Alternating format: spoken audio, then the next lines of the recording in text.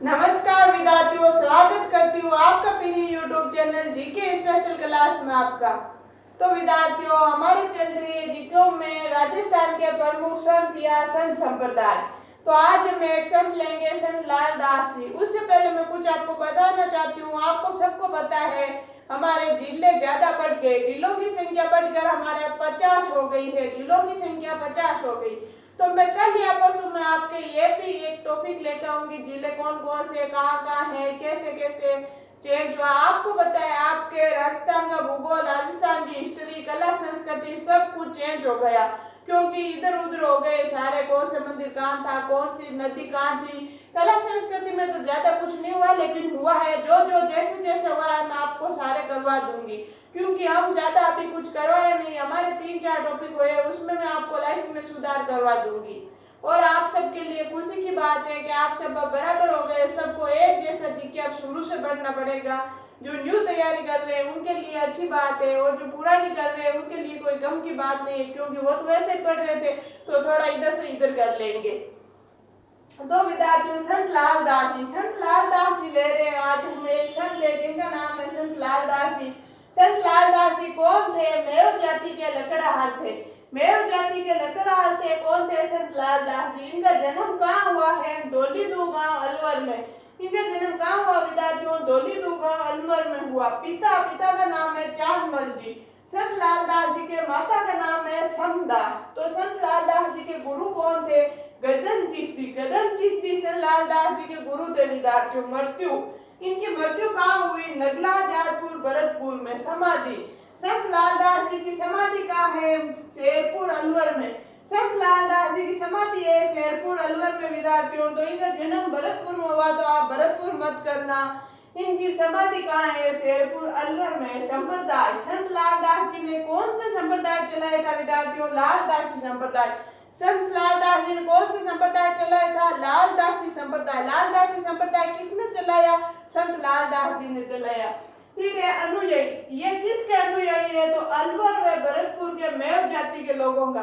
अलवर और भरतपुर में मेव जाति होती है, और मेव जाति के लोगों का मेव जाति के लोगों के अनुयायी कौन है? संत लाल दास जी है। कार्य, इन्होंने कौन सा कार्य किया जिनसे इनको प्रसिद्धि मिली, जिनसे ये संत बने? तो इन्होंने हिंदू और मुस्लिम एकता पर जोर दिया। संत लाल दास जी ने कौन सा कार्य किया था? हिंदू और मुस्लिम एकता पे जोर दिया। जोर दिया मतलब वो जोर ऐसे मत समझना, जोर दिया यानी बढ़ावा दिया। हिंदू व मुस्लिम को एकता समझा, हिंदू व मुस्लिम एकता पर जोर दिया। फिर बात आ गई नोट्स की। अलवर जिले में सर्वाधिक मेव जाति पाई जाती है। अलवर जिले में सर्वाधिक कौन सी जाति पाई जाती है विद्यार्थियों? मेव जाति पाई जाती है। अतः यह क्षेत्र मेवात कहलाता है। तो मेवात कौन सा क्षेत्र है? अलवर जिले वाला। अलवर जिले में मेव जाति पाई जाती है, अतः वो क्षेत्र मेवात क्षेत्र कहलाता है। तो विद्यार्थियों, ये थे हमारे छोटे से संत लाल दास जी। एक बार आप इनके स्क्रीनशॉट लो, फिर हम आगे बढ़ रहे हैं।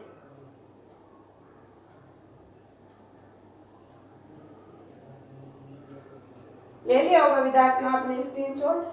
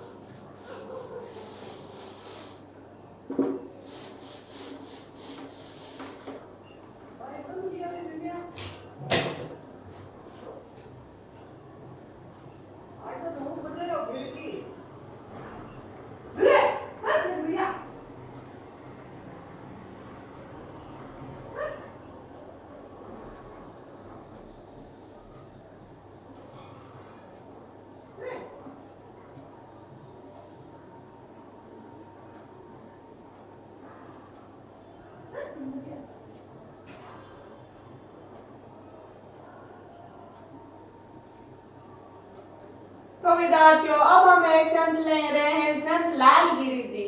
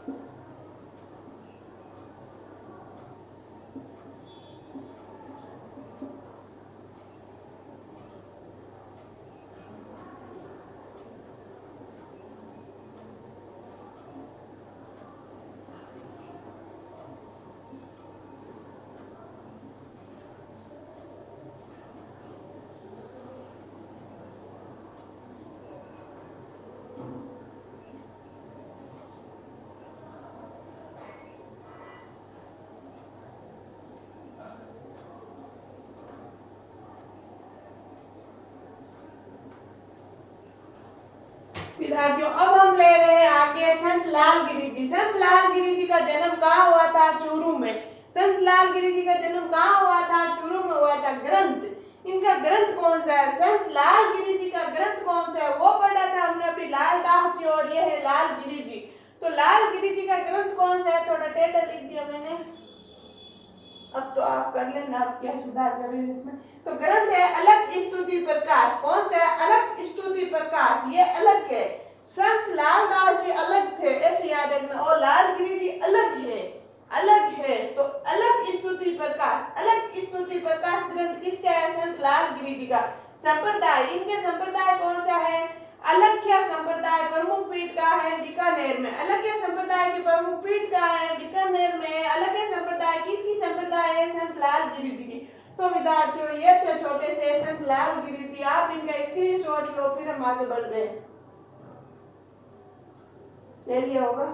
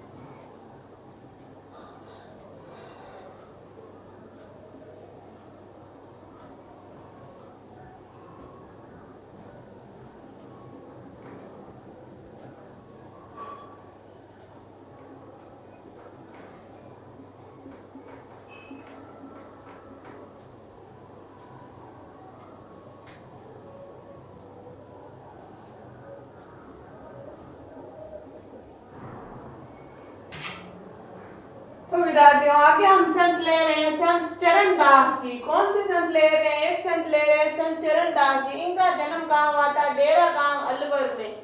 इनके पिताजी का नाम क्या है? मुरलीधर। माता जी का नाम क्या है? कुंजू देवी। गुरु है सुखदेव मुनि। वास्तविक नाम या बचपन का नाम है रंजीत। तो कैसे याद रखोगे? चरणदास जी, डेरा गांव, डेरा में एक डेरा है, हम ऐसे डेरा ही बोल देते हैं, हम नहीं बोलते, मतलब गांवों में जो छोटे छोटे डेरे होते हैं किसी के, वो क्या बोलते हैं, छोटी जाति के लोग होते हैं, जो मेरी नजरों में सब बराबर जाती है, मैं किसी को नहीं मानती ऐसे। तो जन्म कहाँ हुआ था? डेरा गांव में। डेरा में संत चरणदास जी का जन्म हुआ। डेरा में चरण पड़े तो इनके पिता ने मुरली बजाई। डेरा में जब चरण पड़े, जब ये पैदा हुए तो चरण पड़े, तो पिता ने मुरली बजाई, मुरली बजाई और माता जोर जोर से कुंजी। माता जोर जोर से कुंजी। जब माता के बेटा हुआ तो माता खुशी में जोर जोर से कुंजी। तो नाम क्या है? चरणदास जी के पिताजी। गांव कौन सा है? जन्म कहाँ हुआ था? डेरा गांव अलवर में हुआ था। पिता कौन है? मुरलीधर है। माता कौन है? कुंजो देवी है। और इनके गुरु कौन है? सुखदेव मुनि। वास्तविक नाम या बचपन का नाम क्या? रंजीत। इनका पहले नाम था रंजीत, रण को जीतने वाला रंजीत, लेकिन डेरा गांव में जन्म हुआ, अब इनका नाम पड़ गया चरणदास जी। तो विद्यार्थियों आप इनका स्क्रीनशॉट लो, फिर हम आगे बढ़ रहे हैं। ले लिया होगा।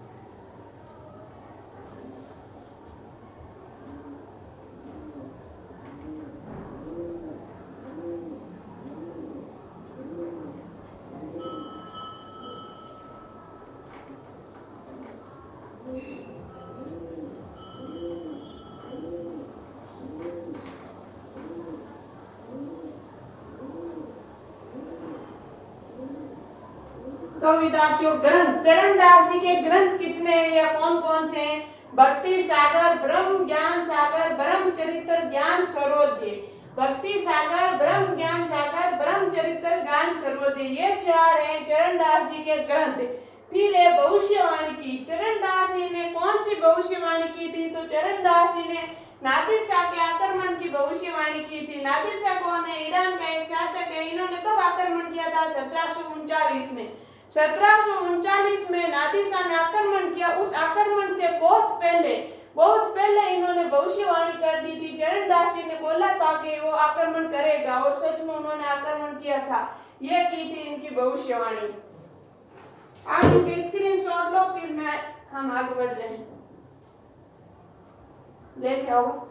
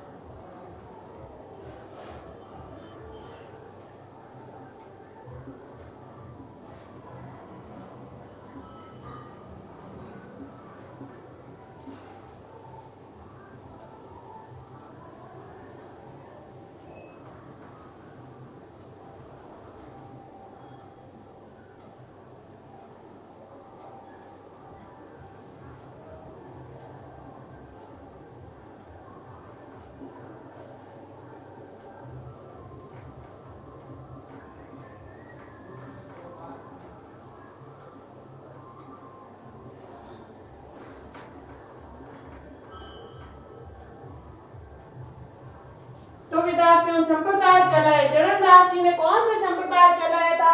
चरणदास जी ने चरणदासी संप्रदाय चलाया। चरणदास जी ने कौन से संप्रदाय चलाया था? चरणदासी संप्रदाय चलाया था। प्रमुख पीठ कहाँ है? दिल्ली में। चरणदासी संप्रदाय की प्रमुख पीठ कहाँ है? दिल्ली में। पहचान क्या है? पीले वस्त्र। नियम कितने हैं? 42 नियम। आपको एक दिन मैंने नोट्स में सारे लिखाए थे। तो चरणदास जी के कितने नियम है? 42 है विद्यार्थियों। और इनकी पहचान क्या है? पीले वस्त्र धारण करके रखते हैं चरणदासी लोग। और इनकी चरणदासी संप्रदाय की प्रमुख पीठ दिल्ली में। इनकी शिष्य चरणदास जी की शिष्य कौन है? दयाबाई और सेजोबाई। दो इनकी शिष्य हैं, इनका नाम है दयाबाई और सेजोबाई। आप इनका स्क्रीनशॉट लो, फिर हम आगे बढ़ रहे हैं।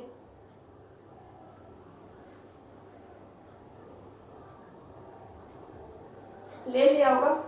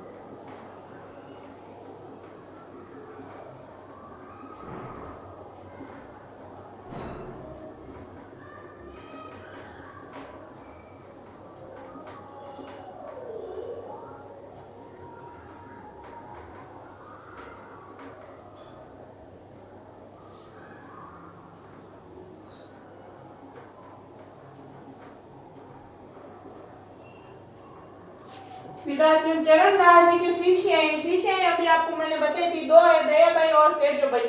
दयाबाई के ग्रंथ कौन कौन से हैं? दयाबोध, विनय मल्लिका। दयाबोध और विनय मल्लिका दो ग्रंथ किसके हैं? दयाबाई के। और सेजोबाई का ग्रंथ कौन सा है? सहज प्रकाश। इनके खुद के नाम पे है सहज प्रकाश। तो एक नोट्स की बात है, चरणदास जी ने सगुण व निर्गुण भक्ति मार्ग के मिश्रण को अपनाया। चरणदास जी सगुण और निर्गुण दोनों भक्ति मिश्रण को अपनाया था। तो ये थे विद्यार्थियों हमारे चरणदास जी।